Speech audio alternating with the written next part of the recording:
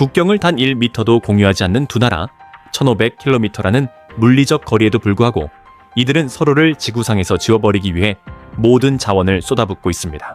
이것은 단순한 군사적 대립이 아닙니다. 배럴당 유가 120달러 시대를 강제 소환한 공급망의 붕괴이자 전후 국제 지정학적 질서가 완전히 해체되는 순간입니다. 하지만 가장 충격적인 사실은 이 피비린 나의 나는 증오의 밑바닥에 과거 그 어느 나라보다 끈끈했던 형제가 숨겨져 있다는 역설입니다. 수천 년을 이어온 이 기묘한 인연의 실타래는 고대 페르시아의 황금기, 한 지도자의 파격적인 결단에서부터 시작되었습니다. 2500년 전 인류 역사상 가장 위대한 해방자로 기록된 페르시아의 키루스 대왕. 그는 바빌론의 노예로 전락했던 유대인들을 해방시키고 예루살렘 성전 재건을 명령한 성경이 인정한 유일한 이방인 왕이었습니다. 이 고대 유대감은 20세기 중반 냉전의 파고 속에서 지정학적 이해관계와 맞물리며 현대적인 전략적 혈맹으로 재탄생합니다. 1950년대 친서방 현대화 노선을 걷던 이란의 팔라비 국왕은 이스라엘을 주권 국가로 공식 인정한 무슬림 세계의 두 번째 국가가 되었습니다. 당시 양국은 주변 아랍 국가들의 위협에 맞서기 위해 이른바 주변부 전략, 페리페리 도크트린을 가동했습니다. 이것은 단순한 외교 관계를 넘어선 생존의 결합이었습니다. 테헤란 중심계는 이스라엘 대사관이 당당히 들어섰고 이스라엘의 에랄 항공기는 텔아비브와 테헤란을 잇는 직항 노선을 매주 운항했습니다. 군사적 협력은 더욱 은밀하고 강력했습니다. 이스라엘은 이란의 최첨단 미사일 기술과 농업 기술을 전수했고 이란은 그 대가로 이스라엘의 국가 운영에 필수적인 석유를 안정적으로 공급했습니다. 중동 전쟁이 터질 때마다 이란은 이슬람 국가라는 타이틀 뒤에서 이스라엘을 실질적으로 돕는 그림자 조력자였습니다. 미국, 이란, 이스라엘로 이어지는 이 강력한 삼각동맹은 중동의 질서를 유지하는 가장 단단한 기둥처럼 보였습니다. 하지만 이 견고한 우정의 성벽을 단숨에 무너뜨린 것은 외부의 침공이 아닌 테헤란 내부에서 몰아친 거대한 종교적 격변의 파도였습니다. 1979년 전 세계의 이목이 집중된 가운데 테헤란의 거리는 불길과 함성으로 뒤덮였습니다. 아야톨라 호메이니의 귀국과 함께 단행된 이슬람 혁명은 단순한 정권 교체를 넘어 지난 수천 년간 이어온 페르시아와 유대인 사이의 우호 관계를 뿌리째 뽑아버렸습니다. 호메이니는 미국을 큰 악마, 이스라엘을 작은 악마로 규정하며 문명의 충돌을 선언했습니다. 어제의 형제가 오늘의 주적이 되는 순간이었습니다. 테헤란에 있던 이스라엘 대사관은 폐쇄되었고 그 건물은 상징적으로 이스라엘의 최대 적대 세력인 팔레스타인 해방기구 피샬 엘 롤롬에 넘겨졌습니다. 이는 단순한 단교 선언이 아니라 이스라엘이라는 존재 자체를 부정하겠다는 노골적인 전쟁 선포였습니다. 하지만 이 급진적인 이념의 전후한 이면에는 차가운 현실 정치의 계산이 깔려 있었습니다. 혁명 지도부는 새로운 신정 체제의 내부 결속을 위해 강력한 외부의 적이 필요했고 이스라엘은 그 역할을 수행하기에 최적의 대상이었습니다. 2026년 현재의 전문가들은 당시의 변화를 지정학적 자해이자 동시에 체제 유지의 필연성이라고 분석합니다. 그런데 이 냉혹한 적대 관계 속에서도 생존을 위한 기묘한 거래는 멈추지 않았습니다. 혁명 직후 터진 이란, 이라크 전쟁은 양국을 다시 한번 기괴한 협력의 장으로 몰아넣었습니다. 사담 후세인이라는 공통의 위협 앞에 이스라엘은 자신들을 작은 악마라 부르는 이들에게 은밀히 무기를 건네기 시작한 것입니다. 1980년 사담 후세인의 이라크가 이란을 침공했을 때 혁명이라는 국제사회에서 철저히 고립된 섬이었습니다. 하지만 이 절체절명의 순간 작은 악마라 불리던 이스라엘은 이란의 군사 부품과 무기를 비밀리에 공급하는 기염을 토합니다. 이스라엘에게 이라크는 당장의 실존적 위협이었고 이란은 아직 통제 가능한 관계였기 때문입니다. 적의 적은 나의 친구라는 냉혹한 지정학적 계산이 빚어낸 이 기괴한 밀월은 전쟁이 끝나자마자 파국을 맞이했습니다. 이란은 이스라엘의 도움을 철저히 부인하며 다시금 증오의 전선으로 복귀했고 이는 2026년 오늘날 우리가 목도하는 대충돌의 서막이 되었습니다. 여기서 우리는 본질적인 의문에 직면합니다. 왜 이란은 이토록 집요하게 이스라엘을 증오하는가? 흔히 종교적 갈등이라 생각하기 쉽지만 현실은 훨씬 더 냉혹한 권력의 논리가 지배합니다. 시아파 종주국인 이란이 종파적 앙숙인 수니파 무장단체 하마스를 지원하는 모순은 종교만으로는 절대 설명되지 않습니다. 이란의 신정체제는 내부의 경제적 무능과 국민적 불만을 외부로 돌릴 거대한 적을 필요로 하며 이스라엘은 그 체제를 지탱하는 가장 강력한 정치적 접착제이자 생존 동력입니다.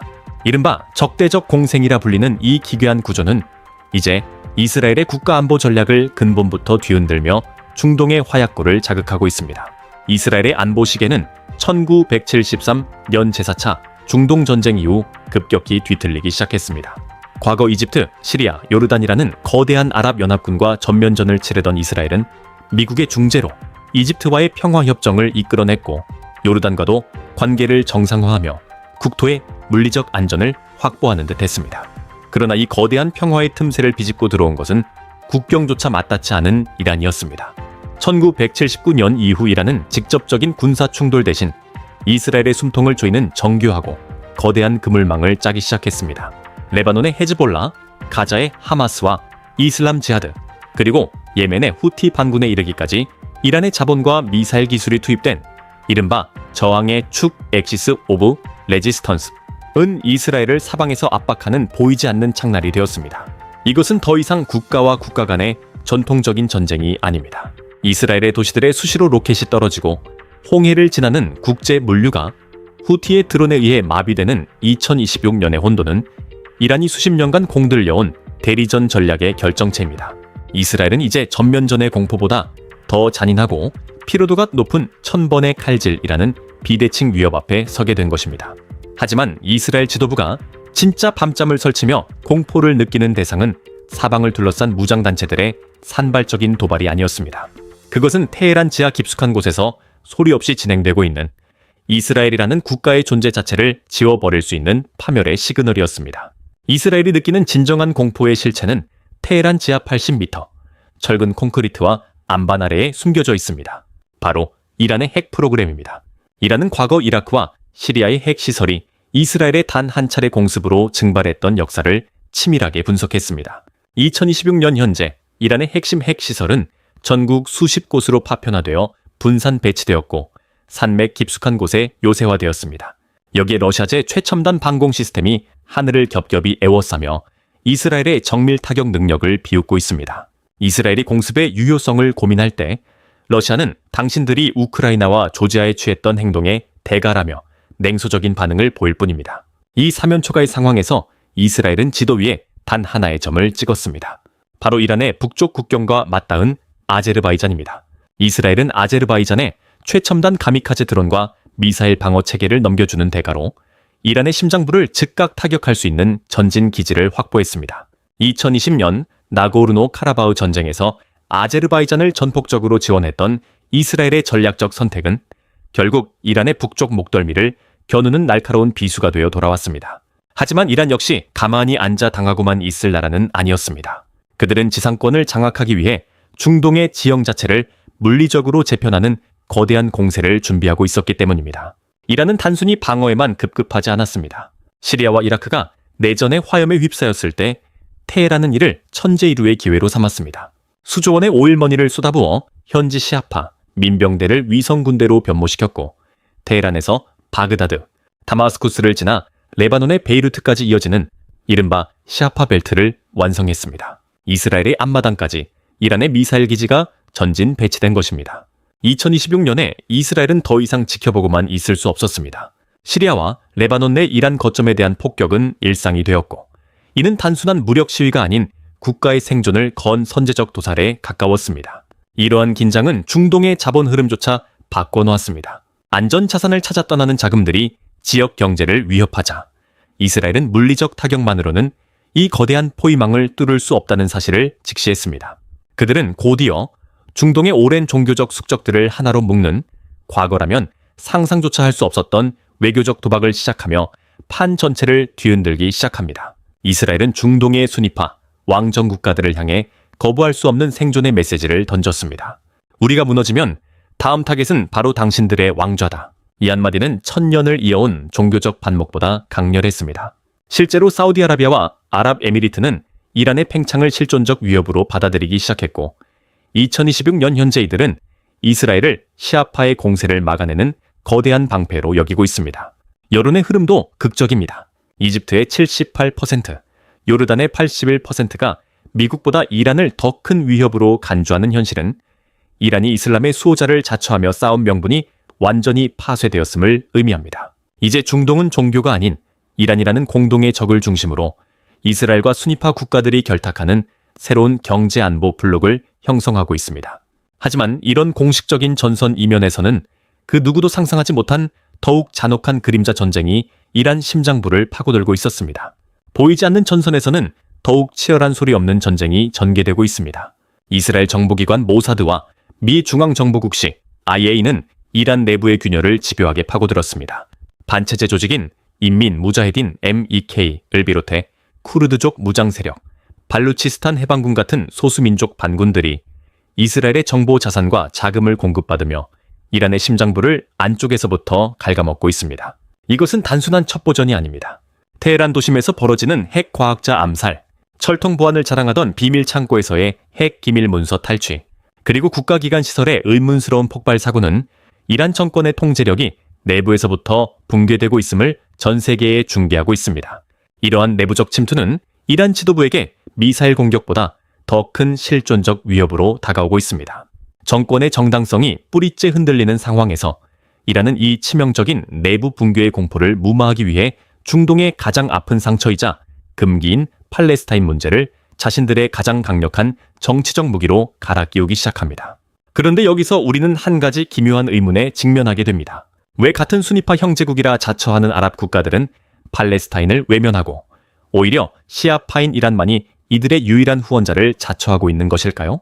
아랍 국가들의 속내는 냉정합니다. 이집트, 시리아, 요르단에게 팔레스타인 영토는 미래의 독립국가가 아니라 과거 각자가 흡수하고 싶어 했던 전략적 요충지였습니다. 무엇보다 팔레스타인의 완전한 독립은 자국 내 소수민족의 분리독립 열망을 자극할 수 있는 치명적인 변수였습니다. 이들이 명분상의 응원만을 남긴 채 실질적인 지원을 중단했을 때 그 거대한 지정학적 공백을 파고든 것이 바로 이란이었습니다. 이란은 아무런 정치적 제약 없이 하마스의 현금과 정밀 미사일을 투입했고 이를 통해 순위파 대중들 사이에서 조차 이스라엘에 맞서는 유일한 후원자라는 강력한 상징적 권력을 획득했습니다. 이 위험한 도박은 결국 2023년 10월 7일 가자 지구의 기습과 함께 임계점을 넘었습니다. 전면전의 파고 속에서 이스라엘은 더 이상 그림자 뒤에 숨은 몸통을 방치하지 않겠다고 선언했습니다. 2025년 6월 13일 작전명 1호선은 사자가 게시되었습니다. 이스라엘의 정밀 타격은 이란의 방공망을 무력화하며 나탄즈 핵시설과 혁명수비대 사령부를 전면 타격했습니다. 이란은 500발 이상의 탄도미사일을 발사하며 보복했지만 결과는 압도적인 기술 격차를 확인한 패배였습니다. 12일 만에 휴전이 성립되었지만 이것은 이란 정권에게 찾아올 진짜 비극의 시작에 불과했습니다. 전쟁의 화염이 잦아든 자리에 미사일보다 더 잔인한 경제적 붕괴의 쓰나미가 몰려오고 있었기 때문입니다. 전쟁의 상흔은 전선이 아닌 시장에서 먼저 터져 나왔습니다. 2025년 말 이란의 리알화 가치는 말 그대로 휴지 조각이 되었습니다. 테헤란의 시장에선 빵 한 덩이를 사기 위해 지폐 뭉치를 들고 가야 하는 초인플레이션이 발생했고 이는 곧 전국 100여 개 도시를 불태우는 전례 없는 분노로 번졌습니다. 1979년 혁명 이후 최대 규모의 민중 봉기. 하지만 이란 정권은 대화 대신 실탄을 선택했습니다. 수천 명의 희생자가 발생한 이 비극의 이면에는 미국 재무부가 정교하게 설계한 달러 고사 작전이 있었습니다. 단순한 경제 제재를 넘어 이란의 모든 외화 유입 경로를 인위적으로 차단함으로써 국가 시스템 자체를 내부에서 폭파시킨 겁니다. 트럼프 행정부는 도움이 갈 것이라는 짧은 메시지와 함께 항공모함 2척을 중동으로 급파하며 정권의 숨통을 조였습니다. 이것은 단순한 군사적 압박이 아니었습니다. 이란이라는 거대한 국가 엔진의 윤활유를 모두 빼버린 뒤 마지막 붕괴의 불꽃을 기다리는 집행관의 행동이었습니다. 그리고 2026년 2월 28일 전 세계가 우려하던 그 마지막 도화선에 마침내 불이 붙었습니다. 2026년 2월 28일 새벽 테헤란의 하늘이 대낮처럼 밝아졌습니다. 이스라엘의 포효하는 사자 작전과 미국의 서사적 분노 작전이 동시에 개시된 것입니다. 이번 공격은 과거와 달랐습니다.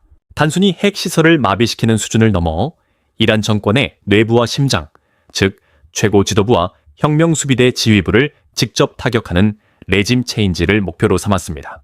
벙커버스터 미사일이 지표면을 뚫고 들어가 지도부의 은신처를 초토화하는 순간 중동의 세력 균형은 돌이킬 수 없는 강을 건너고 말았습니다.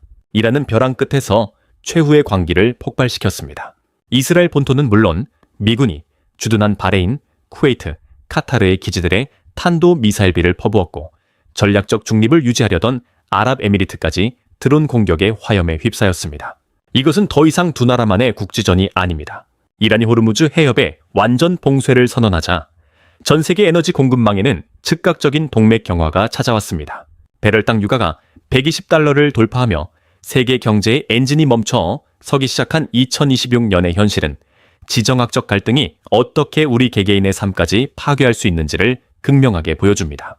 2500년 전 유대인의 눈물을 닦아주었던 해방자 페르시아와 그 은혜를 기억했던 유대인들.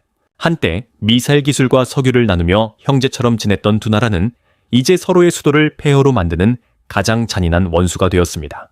종교와 이념, 핵무기와 경제 붕괴라는 거대한 소용돌이 속에서 시작된 이 전쟁은 끝이 보이지 않는 심연으로 빠져들고 있습니다. 2026년 현재 중동의 지도는 피로 다시 그려지고 있으며 이 거대한 폭발의 잔향은 지금 이 순간에도 전 세계를 향해 퍼져나가고 있습니다.